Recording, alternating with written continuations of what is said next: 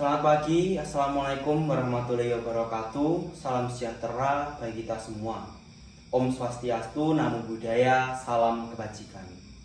Yang saya hormati Ibu Suminingsih selaku guru mata pelajaran Bahasa Indonesia kelas 12 dan teman-teman yang berbahagia. Pertama dan utama, mari kita panjatkan puji syukur kehadirat Tuhan Yang Maha Esa atas limpahan berkah-Nya sehingga kita dapat berkumpul di tempat ini dalam keadaan sehat tanpa kurang suatu apapun. Perkenankanlah saya, Martinus Nugroho Wahyu Hartanto, untuk menyampaikan pidato dengan tema pemilu. Sebelum saya menyampaikan pidato, perlu diketahui bahwasannya saya bersifat netral dan tidak bermaksud kampanye atau berpihak manapun. Sebagai negara demokrasi, kita wajib menyelenggarakan suatu pemilihan. Pemilu atau kita kenal dengan pemilihan umum adalah suatu kegiatan rutin yang diselenggarakan 5 tahun sekali di Indonesia. Pada tahun 2024 ini, Indonesia dihadapkan dengan pesta demokrasi. Seluruh politisi bersaing untuk memperebutkan kursi dan jabatan di susunan pemerintahan, antara lain Presiden, Wakil Presiden, DPR RI, DPD, DPRD Provinsi, dan DPRD Kabupaten atau Kota. Demokrasi yang berarti kekuasaan tertinggi ada di tangan rakyat, dan rakyat berhak memilih siapa pemimpin yang layak untuk memimpin negara ini. Dalam bersaing untuk memperebutkan kursi dan jabatan, beberapa strategi pun telah dilakukan oleh beberapa politisi. Tak jarang juga politisi juga melakukan beberapa kecurangan dalam mencari suara. Mungkin sudah menjadi rahasia umum kalau pemberian uang atau yang kita sebut sebagai serangan fajar sering dilakukan oleh politisi sebagai cara untuk memperoleh suara dari masyarakat. Para politisi pun melakukan kampanye dengan memasang baliho bertuliskan partai dan nomor urut mereka sebagai salah satu cara untuk mengenalkan diri pada masyarakat. Namun, perlu diingat terdapat hal yang berbeda dalam pemilu tahun lalu dengan tahun ini. Salah satunya adalah cara berkampanye. Pada akhir-akhir ini, kampanye oleh politisi lebih diarahkan pada media sosial ketimbang secara langsung ke masyarakat. Masyarakat pun banyak yang berpartisipasi dalam kampanye di media sosial.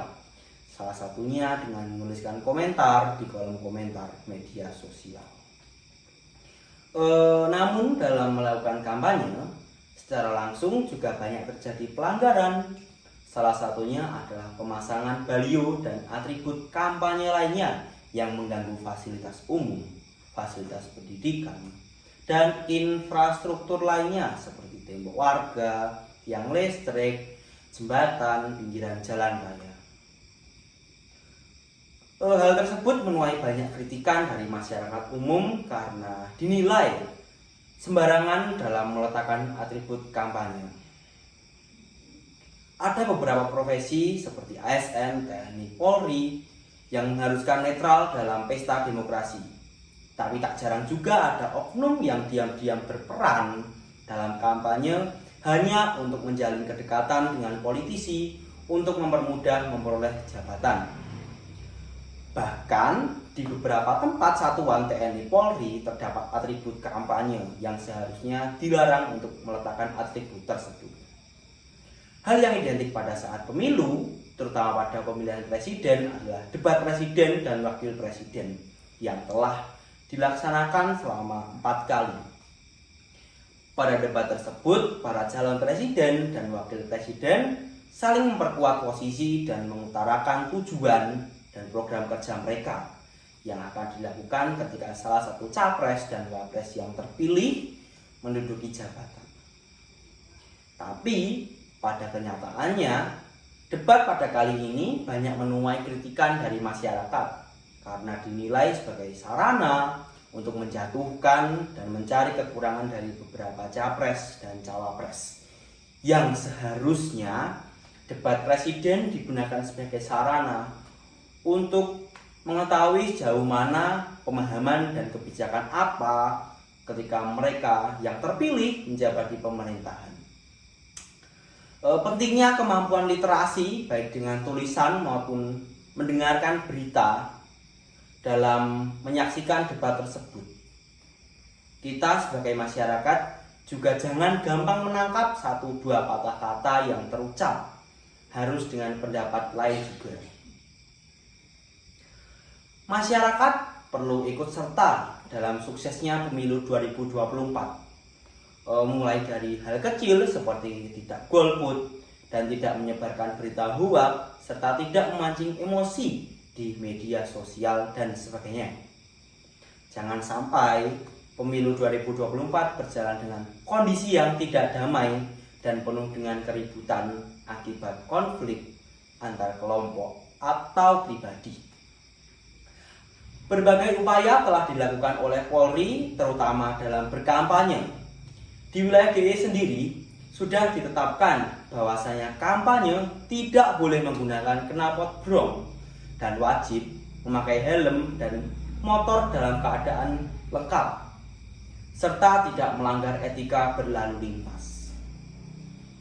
Sebagai pemilih muda, generasi muda, kita harus pandai-pandai memilih calon legislatif dan calon presiden.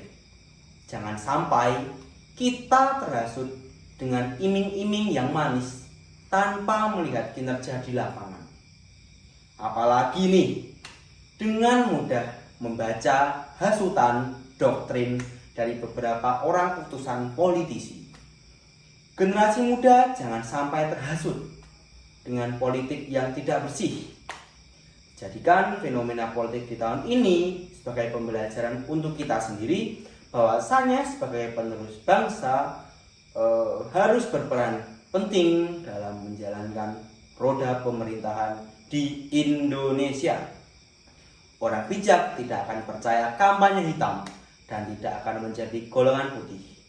Sukseskan pesta demokrasi tanpa terprovokasi oleh konten-konten yang negatif.